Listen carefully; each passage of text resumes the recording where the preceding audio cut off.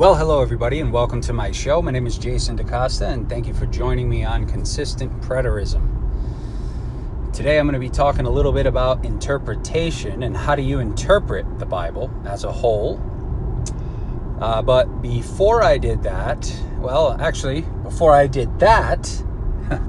two befores, I am ecstatic about being able to get back out on the court again. It's been quite some time since I've been able to play basketball at a high level, full court, running with the young bucks. I'm 36 myself, so I don't get up and down quite as easily as I did 10 years ago. However, I do still hold my own nicely. But tonight, I was able to play again for the first time in at least 7 months, due to what I diagnosed as a partially torn or tendonitis in the Achilles. Wasn't fully ruptured. I could certainly walk on it, but just a nagging, burning, ripping pain right on the Achilles. And whenever you did anything beyond maybe elliptical and bike, any kind of running, any kind of fast walking, any kind of jumping, pushing off with the toes rather than a flat foot, it was just brutally painful for a while. And I give all the credit to hot yoga. I know I've told you this before. Hot yoga is amazing. Bikram yoga it's called, and you stand in a room that's about 120 degrees and you just stretch. You're with a bunch of other people and you all just stretch, and you have a commander at the front, I guess, or instructor, and he or she yells orders at you in a nice, polite, kind of hippie kind of way, and you just stretch. And they're challenging stretches, sure, and they force you to really rely on core strength and leg strength and ankle strength and Achilles strength and calf strength and hip strength and back strength. Everything's about strength. But when you come out of that 90 minutes of pure hell, pure fiery torture, and you walk out of there, you feel like a new human, completely reborn, glorified, heavenly, angelic, immortal body. That's basically what I feel like every time I walk out of there. So, if you want to be resurrected from the dead on the daily, take Bikram hot yoga. Trust me. If you're an old dude, or if you're an older lady, I'll go easy on you. It's good for you. It's not, you don't have to do every stretch. You can just go at your own pace. And you just sweat, and because it's hot and because you're stretching, you build up a ridiculous heart rate, and you're basically like doing cardio in a room. So try it out. Your aches and your pains will thank you. But I definitely think that I healed in the Achilles thanks to the last 6 weeks of hot Bikram yoga, stretching that Achilles every other day or 3 times a week in that room, and just really stretching it out. So thankfully I was able to play tonight, and I'm stoked. So enough about all that. That went a little longer than what I wanted to.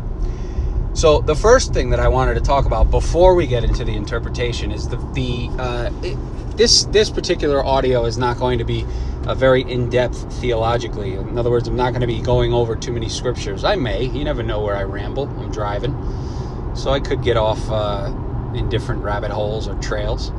But this particular point that I wanted to bring up is how most of the full preterists, right, the teachers, the students, the ones who are vocal about it, and probably most of the futurists too, although I don't really mess around with them too much because I'm no longer on Facebook. So really the only way that I could mess around with futurists is to go like on a YouTube channel and comment on some of these guys, which maybe I will. Maybe I'll start posting links in some of these bigger teachers things and see how many fish I can gather in. I'll become a fisher of men to let them know that they're not fishing any men.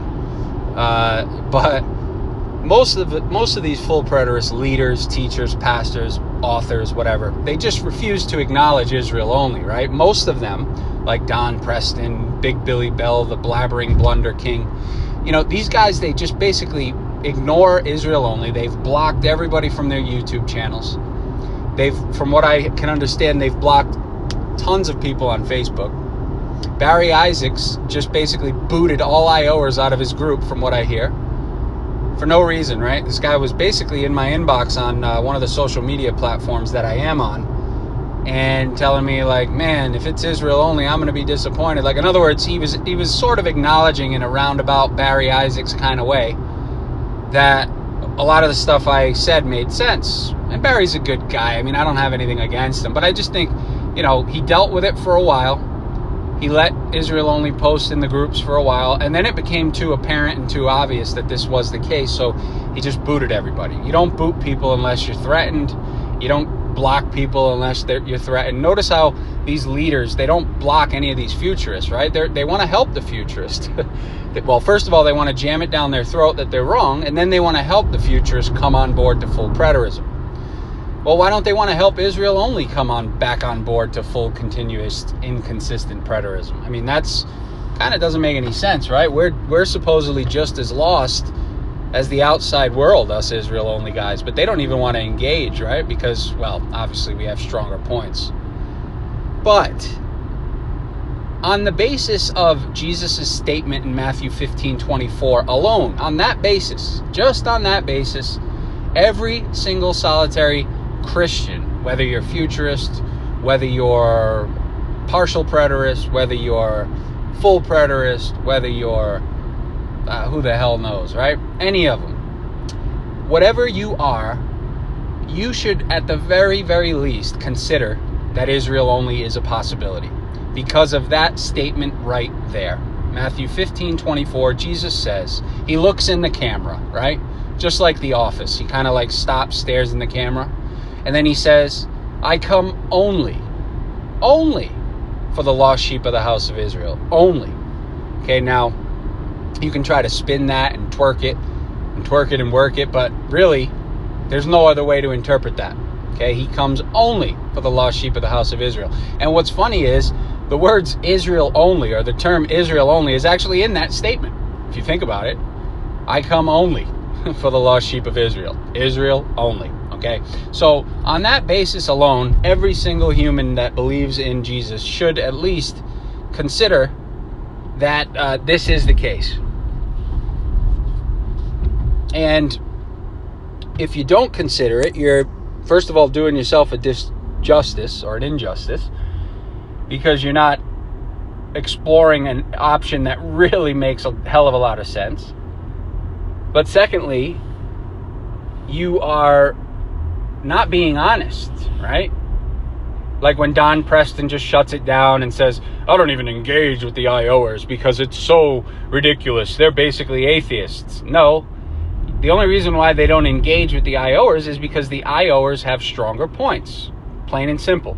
So what they have to do is they have to come up with other excuses as to why they don't engage and hope that people buy into them. But I don't think people are that dumb. I think people really understand that the Israel-only viewpoint is an absolute powerhouse and makes a hell of a lot of sense. So again, this is just the point I wanted to make everybody a little bit more conscious of here, is that without even looking at the hundreds of other passages in the Bible, from cover to cover, Old, New, whatever testament you want to look at, without looking at all those passages, you should easily consider Israel only by just Matthew 15:24 on that basis alone. Then if you really want to get, over your head, take a look at all the other passages, because there's hundreds of them, thousands of them. The whole book is Israel only. But yet people just dismiss it as if it's heresy. Nah, I can't look at that. Can't see that. Can't look at that, right? Now, I don't even mess with those guys. Those guys are no good. They just want to ruin people's hope. No, we're just honest students that want the truth just as bad as anybody else and have found the truth, and it actually has set them free in a crazy, ironic type of way. So that was the first point. The second point, and the main point of this audio, is on interpretation. How do you interpret the Bible? Now, it's the belief of the Christian that if you don't believe in Jesus, or if you don't believe in his death or his resurrection or his blood, whatever, however you want to word it, if you don't believe in that based upon a simple reading of the Bible, they say, then you are doomed, right? And futurists will tell you you're going to hell, even though Gehenna is not even a place called hell, and there's absolutely no place called hell in the entire Bible. But futurists will tell you that you are going to hell if you don't believe that perfectly, if you don't believe the words in the book perfectly. The full preterist will tell you that you're not going to go to hell, but you'll die and just cease to exist if you don't believe the words in the book perfectly. But the reality is that all of their beliefs and all of their systems and everything that they believe to be true about the afterlife and about this life is found inside of the two covers, inside of the bookends, right? From cover to cover, that's where they're getting their belief out of. Now, 95% of them couldn't recite more than 5 passages, okay? And the other 5%, maybe 2% of that, really know their Bibles. And then that 2% that really knows their Bibles, which are probably like pastors and the guys who take it serious, they probably don't preach the gospel. So, it's just a big mess, right? But the point that I'm trying to make here is that it's all based upon interpretation of the words between the covers. And if you ask one of these Christians, if your interpretation is wrong, right? And let's just say you interpret the story wrong. For instance, Israel only, right? We'll say that I'm interpreting this story wrong. I'm looking at the content between the two covers, and I'm understanding it and interpreting it all wrong. I have everything wrong, right? This is a continued mission. Jesus did not come when he said he was going to come. He did not come only for Israel, right? I'm completely wrong. Well, that's my interpretation of the text, right? And they would say that my interpretation of the text is wrong, right? And their interpretation of the text is right. But what if my interpretation of the text makes more sense? What if my interpretation of the text actually helps piece the story together in a way that never was done before? What if my interpretation of the text actually works given the information that we find in the text?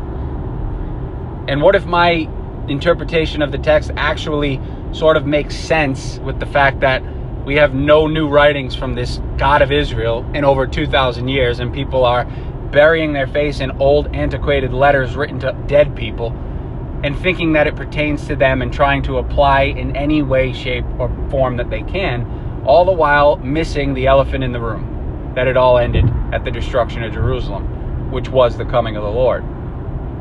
So it's all about interpretation, isn't it? So here's the main point. If God is really going to judge me based upon an interpretation of a book that he so-called provided for all humans, right? Well, not all humans, because the book's only been out for what? 1700 years. The humans that lived all those thousands of years before the book came out, they were up Schitt's Creek without a paddle. Stuck in the mud, baby. No hope.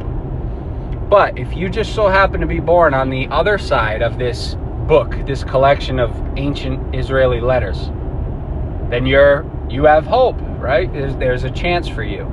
As long as you can read and you can get the Bible and you don't get killed for it, or, but that kind of thing. As long as your interpretation is perfectly in line with what it says between the covers. But oh, by the way, there's 50 billion interpretations. So for whatever one's perfect, nobody knows, right? But again, it comes down to interpretation. So if God did provide this book, okay, and if my interpretation beats out all other interpretations, right? It just puts other interpretations in chokeholds, doesn't allow them out, entraps them in borders like never before, and shows that if my view is wrong, then the whole thing's fake anyway, because Christ didn't come when he said he would, and none of the things that he said would happen really happened.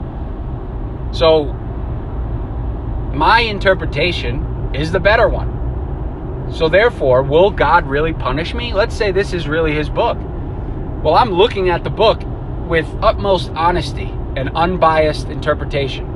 And I'm saying, and I'm coming to the very, very clear, crystal clear actually, conclusion that the book never had anything to do with me. So then am I really in trouble for interpreting the book as such?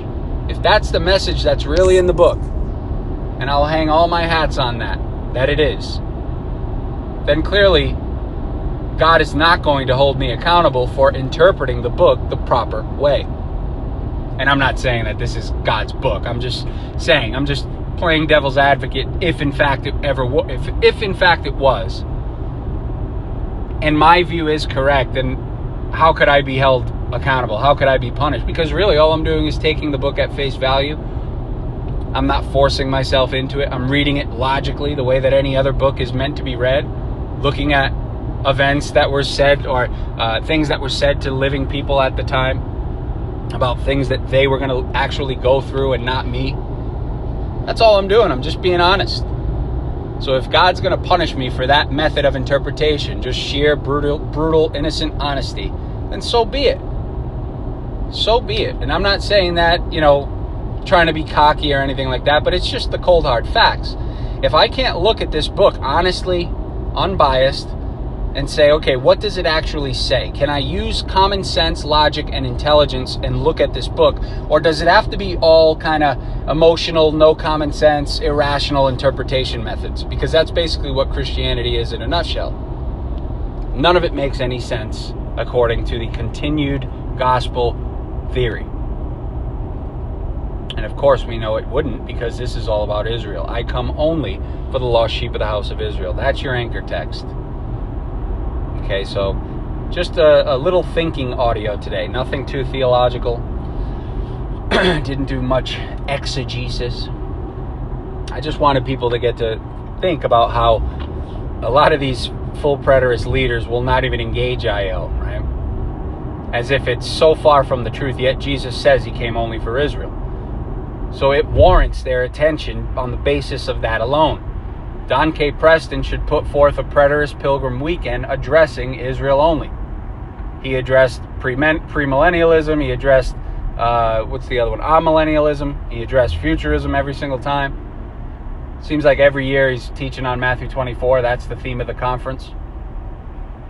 So it's deserving of attention. Extremely deserving of attention, because it blows their view to smithereens. And that's why a couple years ago, when I first started sharing this stuff, maybe a little less, Big Billy Bell, the Blunder King, put out a little funny audio and said that he put himself in a magic hat and with a wand, and he said, "Now watch as I make Israel only disappear." Well, Billy, you did a pretty bad job, because here it is, almost 2 years later, and Israel only is stronger than it's ever been, and there's a lot of people who hold to it now. I have a really cool quote from a guy who supposedly posted this on Facebook. Someone sent it to me. Not going to mention any names. But I will mention this guy's name when I'm not driving and when I can read the quote on the next audio that I do where I'm not driving. That way I can pull it up and read it. But this person was a adamant universalist, believing that Jesus' death was for him and for everyone. And he has come to see that that is not the case. And he put forth a post public to let people know that he's starting to see this, or he has seen this. Now, he's not all the way there yet, right? Towards the end of his quote, as you'll see, he still holds on to some pretty silly things that the Bible doesn't say, but he'll come around, right? He'll see it. The reality is that it doesn't say anything about anybody other than Israel. That's the reality, right? The Bible doesn't give any kind of clues or hints as to humanity outside of the 12 tribes standing in heaven at the end. Now, you might say, oh, that kind of sucks, right? That's kind of depressing. Well, no, I wouldn't say it's depressing, because in order for it to be depressing, you'd first have to believe that the Bible is actually true, 100%, and all this stuff actually took place. You'd have to believe that Jesus literally ascended up into the clouds about 2,000 years ago and then came back within a generation to receive his saints to himself, and he changed those saints in the twinkling of an eye and called them up also into the clouds, a great multitude from all nations, taken up into the clouds, where they were gathered in with the dead ones, where they would forever be with the Lord. They were changed in the twinkling of an eye to immortal angels in angelic, heavenly, glorified bodies. So that's what you'd have to believe took place about 2,000 years ago in order to make the statement, oh, that kind of sucks, that leaves us no hope, right? But if you're like me and you've come to see that this is probably some sort of mythical, legendary type of tale, composed probably by Jews, Israelites, who knows, probably Israelites, about their restoration and their gathering in from all nations where they were. Obviously, the scattering of Israel was a popular theme throughout the entire history of the Hebrew Bible. Happened many times, and they were literally all over. Even Josephus in the first century is quoted saying, the 10 tribes are beyond the Euphrates until now. In other words, the 10 tribes of Israel were still out there, all in the nations, and Josephus knew it. So if Josephus knew that the 10 tribes were out there, well, then think about all the others who could have written this story, right? Could have even been Josephus, who knows, right? But no, I mean, it's interesting, because if Josephus knew that the 10 tribes were out in the nations based upon his quote, then of course we know that there were probably many others who knew that the 10 tribes were out there. And so you can almost picture this, hopeful expectation, or this hopeful legend, or this hopeful myth that was created, showing all of them coming back from all places where they were gathered in, right? The Messiah comes for them. He forgives them. He gathers them back into the fold, and they get taken to the age to come that they were looking for, that they served God hoping to attain. Right? You can understand how that would probably be a tale that someone might create. And then, of course, there's always the little small possibility that it really did happen, and who the hell knows, right? Crazy stuff. But I tend to go the other route and say this is probably just someone's imagination, or someone's creation, or someone's writings, or, a story. Who knows, right? And then what that does is that opens up a world of possibilities for the rest of us, right? So if this thing isn't true, and this is just another myth, or another creation tale, or another tribal god tale, then, really there's nothing really to be scared of, because that means that God could be anybody. He could be doing anything. He could be watching over everybody in some way. Now, obviously, when you look at the world, that's kind of tough to believe. But, there are those of us who have had experiences and would hang our hats on those experiences and never back down from them because we experienced them. So there's something out there for sure. I just don't believe that it's what everybody believes when they refer to the Hebrew Bible, because they don't even understand the Hebrew Bible. Anyways, I've ranted long enough, folks. This has gone on 22 minutes. So I hope you got the think tanks cranking a little bit on this Monday morning. And leave a comment, give it a like, and we'll be back another day, another time, another place, and another rhyme. Take care, everybody. Bye-bye.